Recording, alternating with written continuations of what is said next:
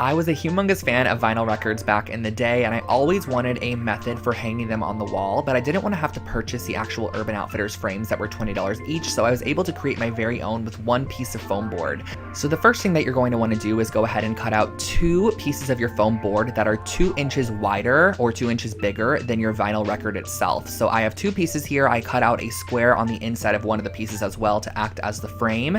Now on the sides here, I cut out these 3/8 inch strips, which are going to act as borders or barriers. And the great thing about using the foam board is that it elevates it a little bit so that you can easily slide your vinyl inside. So I just used some E6000 adhesive and just glued this around the exterior of my vinyl record once it was placed on the inside there. But you do not need to add a piece of this to the top there. That way you can slide your record in and out in case you want to ever exchange it for a different one. So once that was all glued around the outside, I then went ahead and added adhesive to the top of those strips, placed on top my frame section there. So this is kind of creating our shadow box, which you could then slide your vinyl on the inside of. I just wrapped a piece of yarn around the entire exterior inside of the little groove that we created, cut off the excess, tied it in a knot, and I hung this up on the wall, and that was my vinyl frame.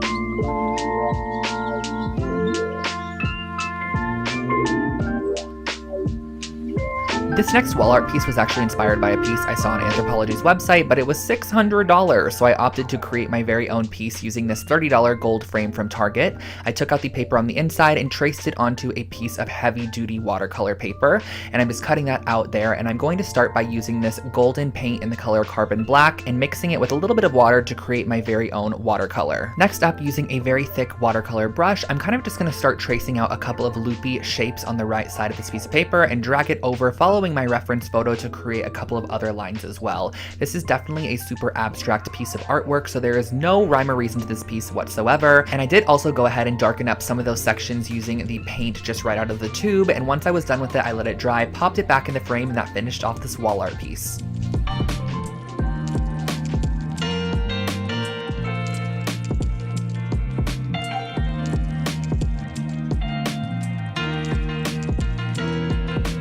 I'm back with one of my favorite materials, resin, and we are going to be making one of my favorite projects, some coasters. So these are some agate coaster molds. You can find these on Amazon if you search agate coaster mold. I also got these dried flowers on Amazon as well, but you can totally dry your own based off of some of the methods that I shared with you guys earlier.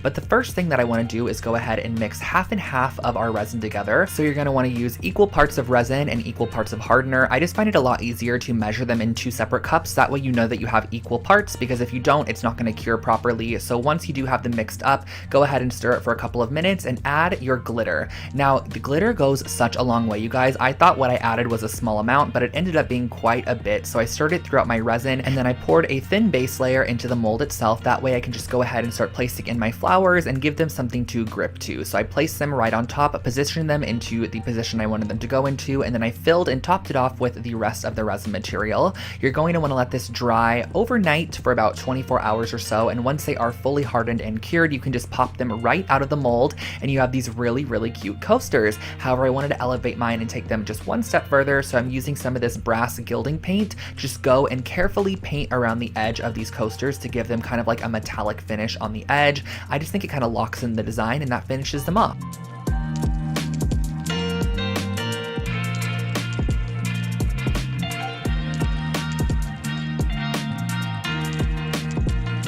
This is probably one of my favorite dollar store projects I've ever created, and I ended up finding a ton of these little canvases in different sizes and also some assorted faux florals at the dollar store, and I pulled them off of the stem. We're going to be doing a very similar method to that gold brass mirror that we created earlier, but we're going to turn this one into a really cute wall hanging. So the first thing I did was I grabbed all my florals from the Dollar Tree, brought them outside, and just gave them a coat of brass spray paint just to kind of get the actual coating process going. We're going to be able to go back in later and really finish it off, but for now we're going to be using the brass spray paint. The next thing that I did was I went in and I added gold paint to the back side of all of my canvases, and I love how it goes over the top of the staple. It really makes it look welded. Next, moving on, we're going to be applying the first set of florals to our wooden dowel. Now from this wooden dowel, our little canvases are going to hang, so this is going to be kind of like the most focal point of the piece. I brought it back outside once all of our florals were attached to it and just sprayed any of those excess areas. And last but not least, you're just going to go ahead and use some string and apply on your canvases.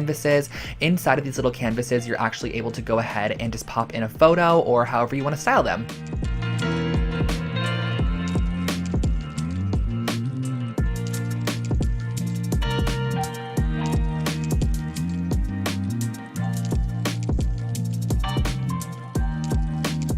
One of my most viewed videos on my channel is actually this IKEA hacks video where I turned this Trampa doormat from IKEA into a really cute, just customized doormat. So all you're going to actually need is some black paint and a paintbrush. And what I'm going to be doing is on the bottom left-hand corner, I'm going to be writing the word hello. So just kind of freehand writing this out. You can totally use block letters or a stencil to help you with this. Flipping it completely 180, I'm going to go ahead on the opposite side and put goodbye. This is just such a cute idea. You can actually place this right outside of your door, have the hello face the person as they enter, and the goodbye face them as they leave.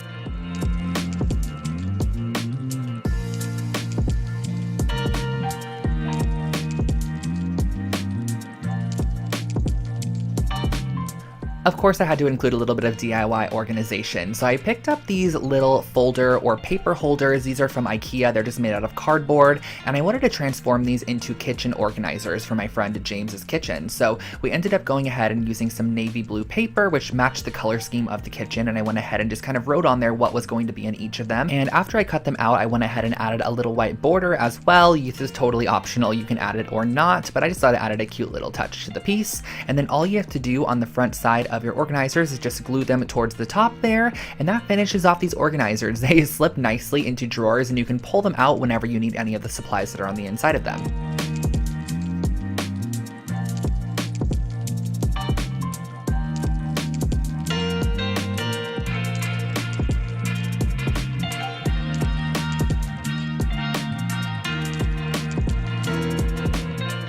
This next project was a really fun one where I ended up using silverware. This is just plastic silverware from the dollar store along with a 12-inch circle base, and I went ahead and I broke all of my spoons more towards the actual round part of the spoon. That way we had a longer handle section which we could actually glue onto the outside back of the mirror. So what I went ahead and I did was I started by gluing these on and kind of evenly spacing them around the outside exterior, and this is what we ended up having from the back side. And then what I next did was I went ahead and I added the spoon portion as well. This is just going to add a little bit more dimension and detail to the piece, and that's just really an inexpensive and structural way on how to elevate any basic mirror.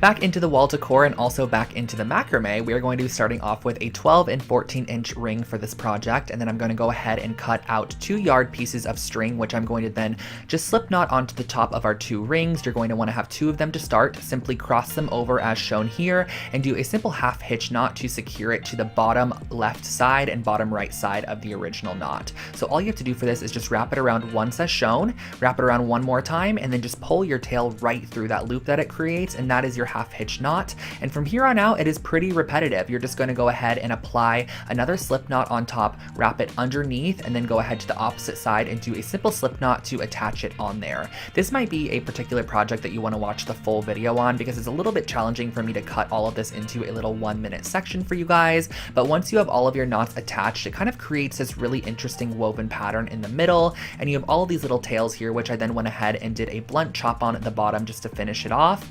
On the top back side, I added a little loop that I could hang this up on the wall with, and that finished off this wall decor project. I really like this one, and you guys also have recreated it so many times.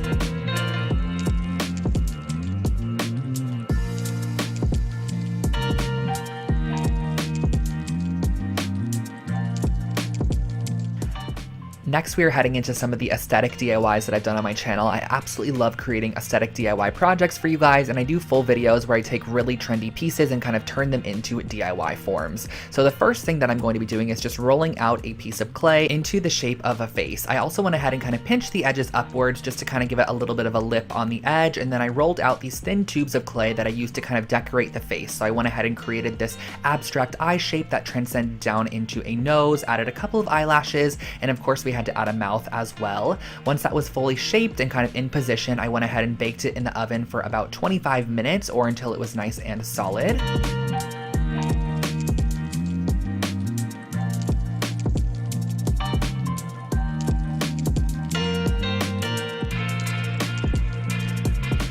I remember seeing these wreath forms at the Dollar Tree all the time, and I never knew what to do with them, but I always knew I wanted to create something with a wreath form. So I went ahead and I grabbed this really thin gauge artistic wire, and I started off by just wrapping it all the way around the entire exterior of this wreath form. So I just kind of cut off sections and wrapped it as I went, just kind of going around the front side and the back side pretty close together, and occasionally also wrapping it around our middle strand or the top strand to kind of just add a little bit more detail and make the wire not look super uniform. So every now and then I would kind of just wrap it around the middle, or I'd wrap it around the top, and it just added a little bit more interest to the piece. So I went ahead and finished the entire round of this piece, and then I went ahead and grabbed some masking tape, and I kind of just placed it randomly every couple of inches around the frame there, and I went in with my gold spray paint thinking that once I removed it, it would be such a cool mixed metal design, and I just honestly didn't like it that much. So I actually went back with white spray paint and spray painted the full piece white, and finished it off with some brass gilding paint around the entire outside edge and also the inner rim, and that finishes off your new picture frame.